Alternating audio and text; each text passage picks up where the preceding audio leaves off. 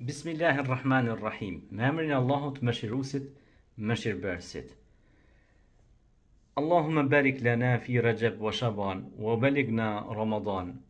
Kjo ishte lutja që e bënin shokët e Muhamedit alayhis salam, por dhe vet Muhamedi alayhis salatu wassalam.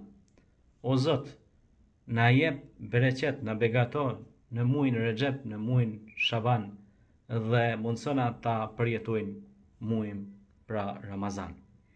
Kemi hyrë në muajin Rajab, kemi hyrë në këta muaj të mëdhej, që është muaj i pendimit, që është muaj i mundësive të mëdha që të mbjellim faren e sadakas dhe të mirësive të mëdha, që të pastrohemi në Shaban dhe të marrim rezultatet e mëdhaja në muajin e bekuar Ramazan.